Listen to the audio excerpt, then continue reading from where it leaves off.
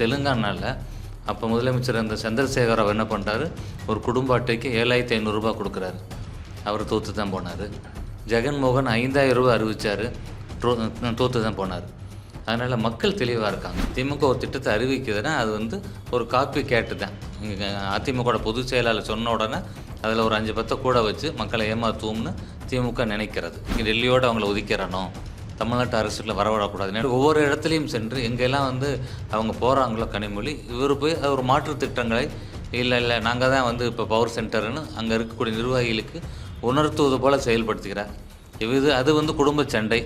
மக்களே இந்த குடும்ப ஆட்சி வேண்டாம் என்ற முடிவுக்கு வந்து விட்டார்கள். இப்போ உறுதியாக தோற்போம் என்ற நிலையில் இருக்கக்கூடிய திமுக எப்படியாவது காங்கிரஸை நிப்பாட்டி வைக்க மாட்டோமா, ஆனால் ஆட்சியில் பங்கு தர முடியாது, ஆனால் அவங்களை ஏதாச்சும் ஒரு வகையில் கூடுதல் தொகுதிகள் கொடுத்து நிப்பாட்டிடுவோமா அப்படின்னு அவங்க ஒரு முயற்சியில் இருக்கிறாங்க.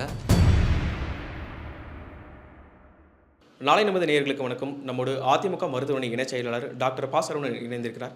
சார் வணக்கம் சார். வணக்கம் சார். சார், தேர்தல் நேரத்தில் மகளிருக்கு 5000 இது எப்படி சார் பார்க்குறீங்க? திமுகவுடைய ஏமாற்று வேலைகள் இது ஒன்று. மக்களை எப்படி ஏமாற்றணும் அப்படின்றது. ஏன்னா இவங்க கடந்த 2021 தேர்தலை சந்திக்கும் பொழுதே 525 பொய்யான வாக்குறுதிகளை கொடுத்தாங்க. இப்போ 5 வருஷம் கம்ப்ளீட் ஆக போகுது. எவ்வளோ செஞ்சுருக்காங்கன்னு பார்த்தோம்னா ஒரு 10-20% கூட உருப்படியான திட்டங்களை இவங்க செய்யலை. விளம்பர மாடல் அரசாங்கத்தை அந்த திராவிட மாடல்னு சொல்லி பொய்யான ஒரு பிம்பத்தை மக்கள்கிட்ட கொண்டு போய் சேர்த்துருக்காங்க. மக்கள் அது தெளிவாக இருக்கிறாங்க. எதிர்க்கட்சி தலைவர் வருங்கால முதலமைச்சராக போகிறார் எடப்பாடியார், அதிமுகவுடைய பொதுச் செயலாளர் எழுச்சி பயணம் ஆரம்பிக்கிறார். மக்களை காப்போம், தமிழ்நாடை மீட்போம் என்று.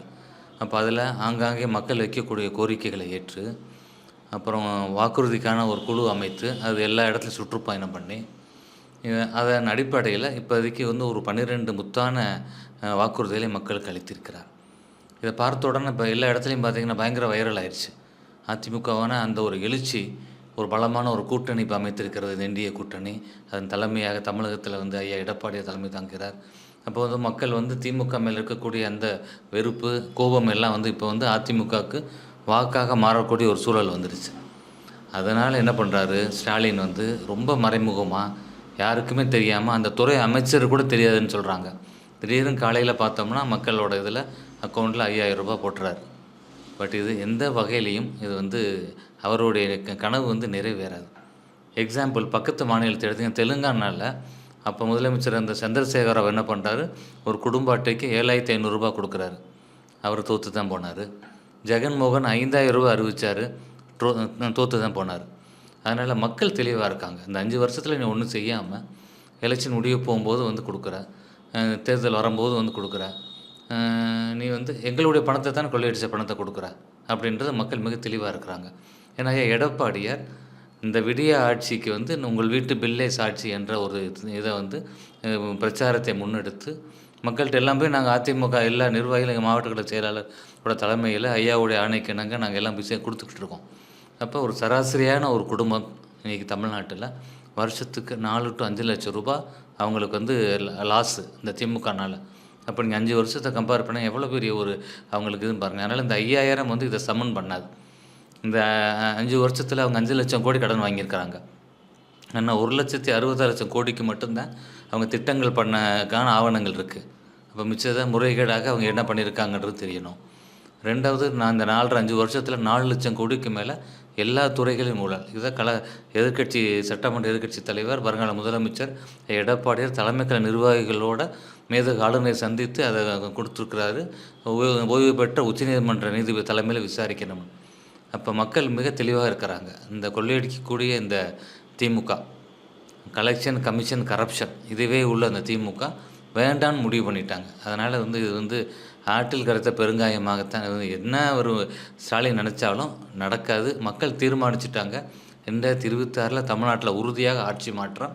அதில் அனுபவம் வாய்ந்த ஏற்கனவே வந்து தன்னை நிரூபித்த எடப்பாடியாருக்கு தான் வாய்ப்பு தர்றதாக மக்கள் முடிவெடுத்திருக்கிறாங்க. நாங்கள் களத்தில் இருக்கிறனால நான் சொல்கிறேன், அன்றாட மக்களை சந்தித்து நாங்கள் பிரச்சாரம் மேற்கொள்கிறனால அவங்களுடைய ஃபீட்பேக்கை வாங்க முடியுது. அதனால் திடீர்னு ஒரு நாள் ஒருத்தர் வந்து குதிச்சுட்டு நான் தலைவர்னு சொன்னால் மக்கள் ஏற்றுக்கிற தயாராக இல்லை. ஆமாம், அதனால் வந்து இது வரைக்கும் அதிமுக தான் அதிக முறை தமிழ்நாட்டை ஆண்டது. இப்போ புரட்சி தலைவர் எம்ஜிஆர் அவர்கள், புரட்சி தலைவர் அம்மா அவர்கள், அவங்க வழியில் செயல்படக்கூடிய புரட்சி தலைவர் எடப்பாடியார் இவங்க தான் மக்களுக்கான பயன்பெறக்கூடிய அனைத்து தரப்பு மக்களுக்குமான திட்டங்களை கொடுத்துருக்கிறார்கள். சரி, இது தொடர்பாக வந்து முதல்வர் வெளியிட்ட வீடியோவில் வந்து தேர்தல் நேரத்தில் வந்து இந்த திட்டத்தை வந்து முடக்க பார்க்குறாங்க, உரிமை தொகை திட்டத்தை. அதனால தான் நாங்கள் முன்கூட்டியே கொடுக்குறோம் அப்படின்ற மாதிரி ஒரு தகவல் சொல்லியிருந்தேன் சார். உண்மையிலேயே வந்து ஏற்கனவே அரசாங்கத்தை அறிவிக்கப்பட்டு செயல்பாட்டு இருக்கிற ஒரு திட்டத்தை வந்து தேர்தல் கமிஷன் இது போல நிறுத்த முடியுமா சார்? நிச்சயமாக முடியாது. இப்போ நீங்கள் பார்த்தீங்கன்னா, இப்போ கடந்த பாராளுமன்ற தேர்தல் அப்போ இந்த திட்டம் செயல்பட்டுக்கிட்டு தான் இருந்துச்சு. இதில் வந்து ஒரு அரசோட கொள்கை முடிவு. இதை வந்து யாரும் நிப்பாட்ட முடியாது. இப்போ இவ்வளோ பெரிய ஒரு அமௌண்ட்டை பேங்க்கில் ட்ரான்சாக்ஷன் இந்த ஸ்டேட் கவர்மெண்ட் பண்ணுதுன்னா நிச்சயம் மத்திய அரசுக்கும் தெரிஞ்சிருக்கும்ல. அதனால் வந்து இது யாரும் முடக்க பார்க்கவில்லை. இவங்களாம் ஏமாற்றுறாங்க. மக்களுக்கு தெரியும் 3 மாதம் முன்னாடி நீ கொடுக்குறனால அடுத்த மாதம் நீ தரப்போகிறதில்ல, அதுக்கு அடுத்த மாதம் தரப்போகிறதில்ல, அதுக்கு அடுத்த மாதம் தரப்போகிறதில்ல. ரொம்ப வினோதமாக கோடை காலத்துக்காக ஒரு 2000 ரூபா அப்படின்றது வந்து இவர் ஏமாத்துறாருங்க அப்படின்னு மக்கள் வந்து முடிவு பண்ணிடுறாங்க. அதனால் இது யாரும் மத்திய அரசோ இங்கே நம்ம அதிமுகவோ எந்த வகையிலும் நிப்பாட்டுறதுக்கான எந்த வேலைகளும் யாரும் செய்ய போகிறது கிடையாது. அவராக ஒரு பச்சாவதம் தேடிக்கிறதாக ஒரு செல்ஃப் சிம்பத்தியை உருவாக்குற மாதிரி ஏதோ வந்து ஸ்டாலின் பேசிக்கிறார். என்ன நாடகம் போட்டாலும் மக்கள் வந்து நம்ப மாட்டாங்க. மிக தெளிவாக இருக்கிறார்கள். ஐயா எடப்பாடியாருக்கு அடுத்த முறை ஒரு வாய்ப்பு கொடுப்பார்கள். வந்துட்டால் தொடர்ந்து அதிமுக ஆட்சி தான் இருக்கும். ஏன்னா மக்கள்கிட்ட அதிமுக தலைவர்கள் வந்து வாக்குறுதி கொடுத்து செய்வாங்க அப்படின்ற ஒரு நம்பிக்கை இருக்கிறது. சார், 2021 தேர்தல் அப்போ வந்து திமுக சார்பில் அளிக்கப்பட்ட தேர்தல் வாக்குறுதியை நிறைவேற்ற சொல்லி இப்போ கிட்டத்தட்ட பல அமைப்பினர் வந்து போராடிட்டு இருக்காங்க சார். அவங்க அதுக்கு பதில் வந்து திமுக சார்பில் என்ன சொல்கிறாங்கன்னா, எங்ககிட்ட வந்து போதிய நிதி இல்லை அப்படின்ற மாதிரி சொல்கிறாங்க சார். அப்படி போதிய நிதி இல்லை, அரசுக்கிட்ட இல்லைன்னும் போது இந்த மாதிரியான ஒரு 5000 கொடுக்குறது எப்படி சார் பார்க்குறீங்க? ஆமாம், நீங்கள் கேட்ட சரியான கேள்வி. எதுக்குமே பணம் இல்லை. இப்போ நாங்கள் மருத்துவர்கள், அரசு மருத்துவர்கள் போராடுறாங்க. பே பேன் 4 கேட்டு போராடிக்கிட்டு இருக்கிறாங்க. செவிலியர்கள் போராடுறாங்க, பணி நிரந்தரம், ஊதிய உயர்வு கேட்டு. கௌரவ ஆசிரியர்கள் வந்து போராடுறாங்க. என்னையெல்லாம் சந்திச்சாங்க மதுரையில். வெறும் 25,000 ரூபா சம்பளம் வாங்குறாங்க.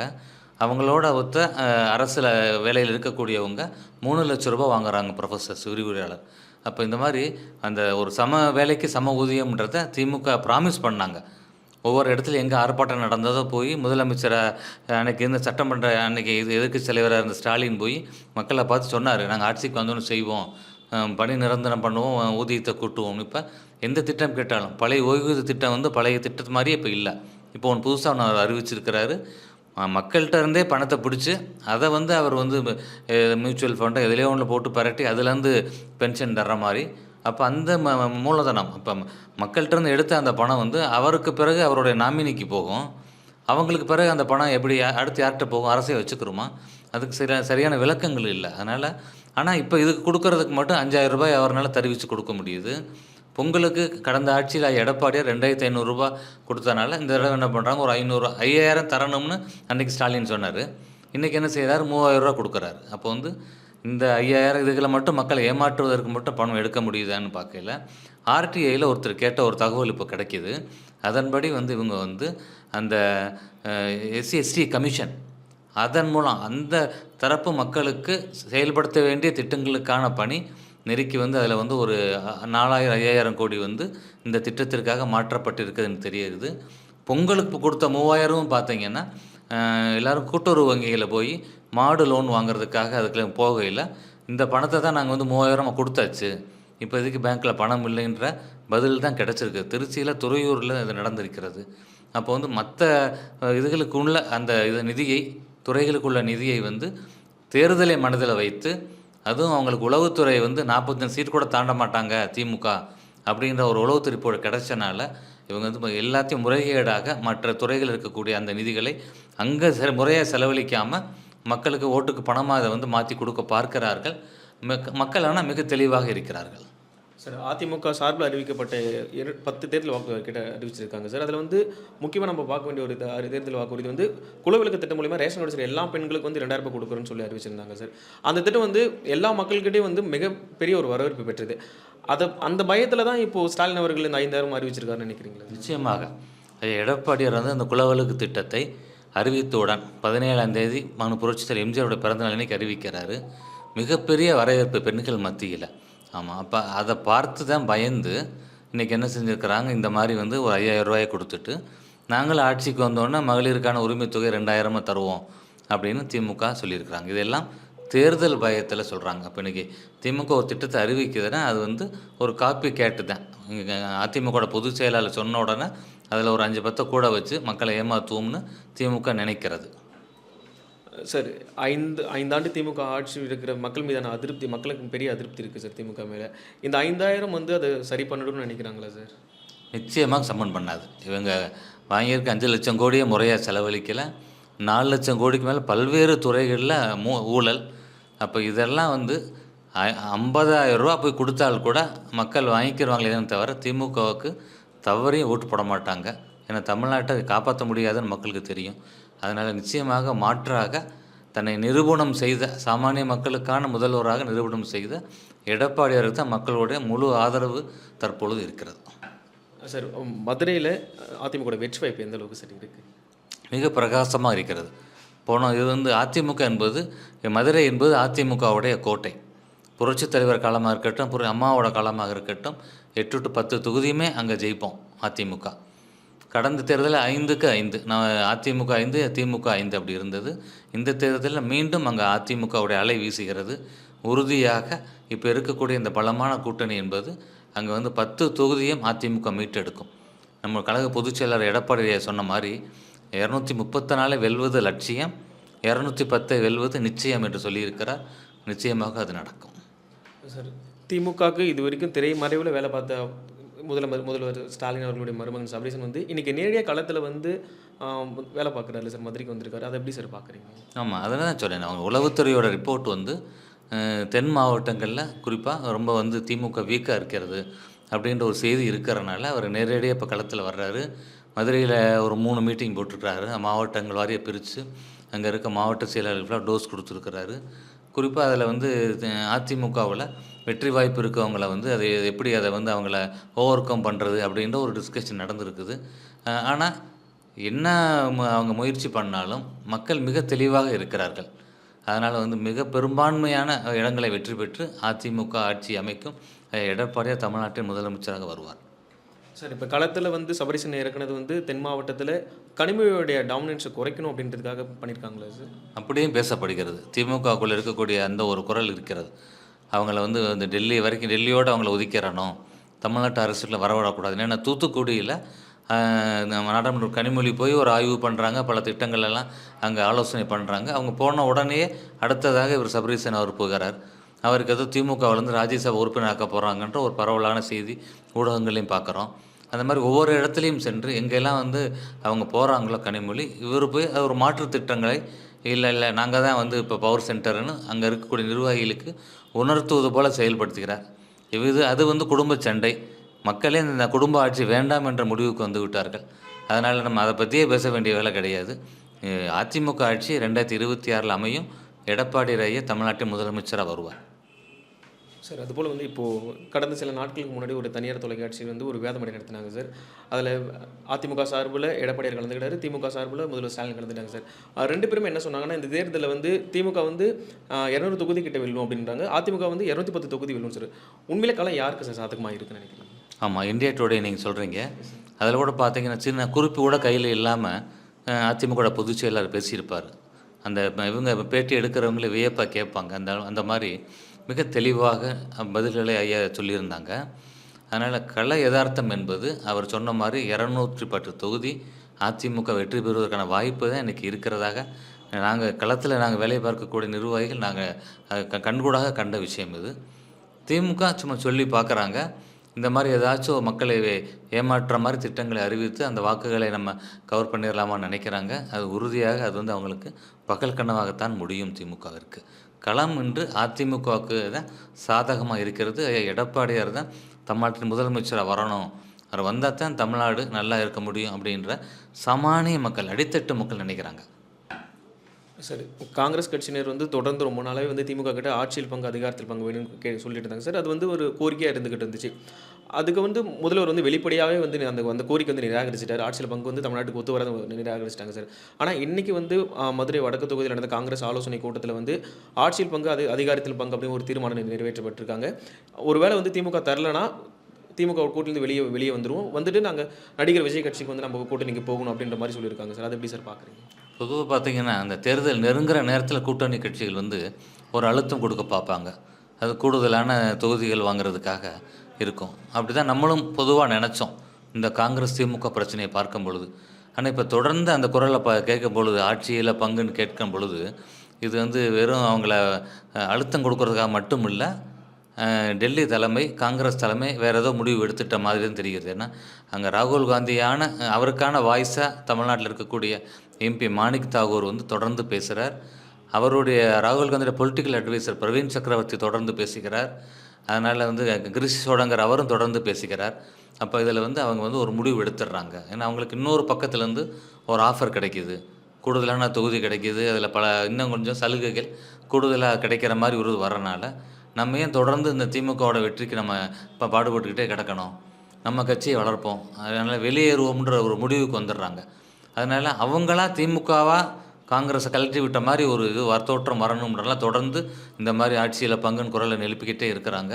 திமுக ஏற்கனவே தேர்தல் தோல்வி பயத்தில இருக்கிறனால, எப்படியாவது இந்த கூட்டணிய நிப்பாட்டி வைக்கணும், உடையக்கூடாதுன்ற ஒரு அடிப்படையில தான் கனிமொழி போய் ராகுல் காந்தி சந்திக்கிறாங்க. தொடர்ந்து இவரும் வந்து இன்றைய முதலமைச்சரும் வந்து கொஞ்சம் காங்கிரஸுக்கு மலுப்பலான பதில்கள், குழு அமைக்க வேண்டும் என்று ஒரு குரல் காங்கிரஸ்லேருந்து வருது. அதுவும் காங்கிரஸோட மாநில தலைவர் வந்து போய் இப்ப செல்வப்பிறந்த ராகுல் சந்திச்சுட்டு வந்த உடனே, அந்த குரல் வந்த உடனே 1 ஹவர்ல வந்து குழு அமைப்போம். 22ஆம் தேதின்னு சொல்றாரு. ஒரு பக்கம் தாவேக்கள் என்ன சொல்றாங்க, 1 வாரத்தில காங்கிரஸ முடிவு சொல்லிருங்க அப்படின்னு ஒரு கெடு விதித்திருக்கிறதாக நம்ம ஊடகங்கள் மூலம் தெரிஞ்சுக்கிறோம். அப்ப அத தாண்டி 22ஆம் தேதி அந்த குழு வந்து காங்கிரஸ் அவங்க குழுவோட நாங்க பேச்சுவார்த்தை நடத்துவோம் அப்படின்னு திமுக சொல்றது இழுத்து அடிக்கக்கூடிய விஷயமா தெரியுது. அப்ப உறுதியாக தோற்போம் என்ற நிலையில இருக்கக்கூடிய திமுக, எப்படியாவது காங்கிரஸ நிப்பாட்டி வைக்க மாட்டோமா? ஆனா ஆட்சியில பங்கு தர முடியாது. ஆனா அவங்கள ஏதாச்சும் ஒரு வகையில கூடுதல் தொகுதிகள் கொடுத்து நிப்பாட்டிருவோமா? அப்படின்னு அவங்க ஒரு முயற்சியில இருக்கிறாங்க. காங்கிரஸ் இருக்க பெரும்பான்மையான உள்ள இருக்கக்கூடிய காங்கிரஸ் நிர்வாகிகள் திமுக கூட்டணியை விட்டு வெளியே வரணும். வேறு கூட்டணி அமைக்க வேண்டும் என்பதில இருக்கிற மாரி தான் விஷயம் தெரிகிறது. அதை நோக்கி தான் இப்ப வந்து அந்த காங்கிரஸ் தலைமை அதை எடுத்து கொண்டு போகிறது. டெல்லி தலைமை. சரிங்க. அதே கூட்டத்தில வந்து இன்னைக்கு என்ன சொல்லியிருக்காங்கன்னா, திமுககாரவங்க வந்து நம்மள மதிக்க மாட்றாங்க. அப்படின்னு மாரி அந்த வழி வந்து வெளிப்படையாவே சொல்லியிருக்காங்க சார். மாணிக்கம் தாக்கூர் என்ன சொல்லியிருக்காருன்னா, இதுக்கு மேல வந்து மரியாதை கொடுக்கலன்னா, நாங்களும் திருப்பி அடிப்போம் அப்படின்ற மாரி சொல்லியிருக்காங்க சார். உண்மையிலேயே வந்து திமுக தோழமை கட்சியில வந்து மதிக்கிறது இல்லையா சார்? ஆமா. திமுக வந்து எப்பயுமே வந்து ஒரு பெரிய மனப்பான்மையிலே செயல்படும். அதிமுகவும் திமுகவுக்கும் அதான் வித்தியாசமா இருக்கும். அதிமுகல ஒரு பண்போட வர எல்லாரையும் ஒரு உள்ளன்போட அவங்க அழைத்து, அவங்களுக்கான ஒரு இதுகள குடுத்து செய்வாங்க. ஆனா திமுக நீங்க ஏற்கனவே நம்ம பார்த்துருக்குறோம். ஊடகங்கள்ல பார்த்துருக்குறோம். அதில இருக்க அமைச்சர் ராஜா கண்ணப்பன் வந்து விசிக கட்சியோட தலைவர் திருமாவளவன் போகும்போது அவருக்கு வந்து ஒரு மோசமான ஒரு சேர குடுக்குறாரு.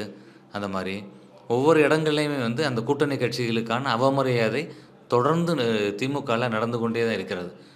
இந்த கூட்டணி கட்சிகள் என்பது இந்த தேர்தல் நேரத்தில கம்யூனிஸ்ட்லாம் இப்போ வந்து ஒயிட்லயே இப்போ வந்து பேங்க் அக்கவுண்ட்லயே இப்போ அமௌண்ட் வாங்க ஆரம்பிச்சுட்டாங்க. கடந்த தேர்தல்ல 25 கோடி வாங்கியிருக்காங்கன்னு தெரிய வருகிறது. இவங்க வந்து அந்த சீட்டு பேரத்திற்காக இந்த அவமரியாதையெல்லாம் தாங்கிக்கிட்டு இருக்கிறாங்க. அது கூடாது அப்படின்னு சொல்லி தான் இப்போ வந்து பிரவீன் சக்கரவர்த்தி காங்கிரஸ்லேருந்து சுயமரியாதையோட செயல்படணும் அப்படின்னு ஒரு அறிக்கை குடுக்குறாருன்னா, இதை எதிர்த்து தான் அவர் குடுக்குறார். அதனால வந்து திமுகவுடைய மனப்பான்மை அதுதான். கூட்டணி கட்சிகள வந்து அடிமையாக நடத்துவார்கள். அவங்களோடது என்ன உனக்கு 2 சீட்டு, 6 சீட்டு தானே, உனக்கு வேண்டியது பெட்டி தானே, அத வாங்கிக்கோ அப்படின்ற ஒரு அடிப்படை தான் அவங்களோடது. ஆனா எந்த இடத்துலயும் மரியாதை தர மாட்டாங்க. மதுரையில விசிக கட்சி அவங்களோட கட்சி கொடியே ஏத்த முடியல. அதுக்கு தடையா இருந்தது திமுக. கம்யூனிஸ்ட் மக்களுக்காக போராட வேண்டிய ஒரு கட்சி இன்னைக்கு இந்த ஒரு மோசமான நிலைக்கு வந்திருக்கிறது. அவங்களும் பார்த்தீங்கன்னா, இப்ப பல இடங்கள்ல அவங்க வந்து திமுகவுக்கு எதிரான கருத்துக்கள பதிவிட்டுக்கிட்டு இருந்தா கூட, இன்னும் வந்து வேற வழி இல்லாம ஒரு தாமரை இலை தண்ணீராகத்தான் அவங்க வந்து அதில அப்படியே எல்லாம் இந்த கூட்டணி கட்சிகள் இருக்குது. இப்ப அதிமுக வந்து எவ்வளவு ஃபாஸ்ட்டா இருக்காங்க. புரட்சித் தலைவி அம்மா வழியில புரட்சித் தமிழர் ஐயா வந்து ஏற்கனவே வந்து விருப்ப மனுக்கான தேதிய அறிவிச்சு, அது முடிஞ்சு கூட்டணிகள்லாம் ரொம்ப நல்லா போய்க்கிட்டு இருக்குது. திமுக இன்னும் வந்து கூட்டணி பேச்சு குழுவே இப்ப தான் அமைக்கிறாங்க. அப்போ வந்து அவங்களுக்கு வந்து அதில ஒரு பயம் இருக்கிறது. ஆரம்பத்திலே குழு அமைத்தால் இந்த கூட்டணி கட்சிகள்லாம் பேசையில 1க்கு 2 பேசி சீட்டு கேட்டு, ஆட்சியில பங்கு கேட்டு வெளியேறிருவாங்களோ! அதனால அவங்களுக்கான நேரத்த குறைப்போம் அப்படின்றனால, இப்ப நீங்க கபடி விளையாடும்போது பார்த்தீங்கன்னா, அந்த கடைசி ஒரு நிமிஷம் வந்து அந்த கோடிட்டு நின்றே பாடிட்டு இருப்பாங்க. ஒரு டைம் எடுத்துக்கிறதுக்காக. அந்த மாரி திமுக வந்து இப்போ ஒரு முயற்சி பண்ணுகிறது. என்ன முயற்சி பண்ணாலும் கடந்த அந்த 5 ஆண்டுல மக்கள் பெற்ற அந்த மோசமான அனுபவம் இந்த திமுக கிட்ட எந்தவித திட்டங்களும் நிறைவேற்றாமல் வெறும் ஏமாற்றாவே பண்ணி திமுக கட்சிக்காரங்களே அந்த கட்சி தலைமை மேலே கோவமா இருக்கிறாங்க. தங்களோட வாழ்க்கை நல்லா இல்ல. ஏதோ அப்பப்போ ஏதோ சம்பளம் தர மாரி குடுத்துக்கிட்டு, நம்ம கட்சிக்காரவங்களையும் அவங்க சரியாக வழி நடத்தல அப்படின்றதுல அவங்க மிக கோவமாக இருக்கிறார்கள். நிச்சயமாக 2026ல தமிழகத்தில மிகப்பெரிய ஒரு ஆட்சி மாற்றம் இருக்கும். அது அதிமுகவிற்கு சாதகமாக இருக்கும். எடப்பாடியார் தமிழ்நாட்டின் முதலமைச்சராக உறுதியாக வருவார். சார், அதிமுக கூட்டணிக்கு புது கட்சி வரதை பற்றி அமைச்சர் திண்டுக்கல் சீனிவாசன் ஒரு தகவல் சொல்லியிருந்தார் சார். பிரதமர் வருகைக்கு முன்னாடி தேமுதிக அதிமுக கூட்டணியில் இணைவாங்களா சார்? இல்ல பொதுவா நீங்க பார்த்தீங்கன்னா, டெல்லியிலேருந்து வரும்பொழுது அடிக்கடி வர முடியாது. அதனால பெரிய தலைவர்கள் வரும்பொழுது, அதுவும் பாரத பிரதமர் போன்ற தலைவர் வரும்பொழுது, நெருக்கி அது வந்து தேர்தல் அறிவிக்கக்கூடிய தேதியா கூட இருக்கலாம். ஊடகங்கள்ல நாங்க பார்க்கிறோம். ஏப்ரல் 2வது வாரத்தில தேர்தல் இருக்கும் அப்படின்ற மாரி சொல்றாங்க. அப்போ குறைந்தது ஒரு 40 நாளைக்கு முன்னாடி ஒரு அறிவிப்பு வரணும். அப்போ மார்ச் முதல் வாரத்தில வரும் அப்படின்ற ஒரு ஒரு சாதாரண ஒரு கணக்கீடு தான். அப்போ அதை வைத்து பார்க்கும் பொழுது, பாரத பிரதமர் வரும்பொழுது, நிச்சயமாக அந்த கூட்டணிகள் எல்லாம் சரி இது பேசி முடித்திருப்பார்கள் என்று மக்களுக்கான ஒரு யூகம் அது. இன்னும் இந்த திமுகல இருக்கக்கூடிய அதிருப்தியான கூட்டணி கட்சிகளும் இன்னும் வந்து அதிமுகல வந்து தங்களை இணைத்துக் கொள்வதற்கான வாய்ப்பு இருக்கிறது. இன்னும் பல்வேறு இன்னும் சிறு சிறு கட்சிகள் இருக்கிறாங்க. அவங்கள் நிச்சயமாக எடப்பாடி தலைமையை ஏற்று இந்த கூட்டணி தலைமையை ஏற்று நிச்சயமாக தங்களை வந்து இதில் இணைத்துக் கொள்வார்கள். மிக பலமான ஒரு கூட்டணியாக என்டிஏ கூட்டணி அதன் தமிழக தலைமையாக எடப்பாடியார் அதை வழி நடத்துவார்.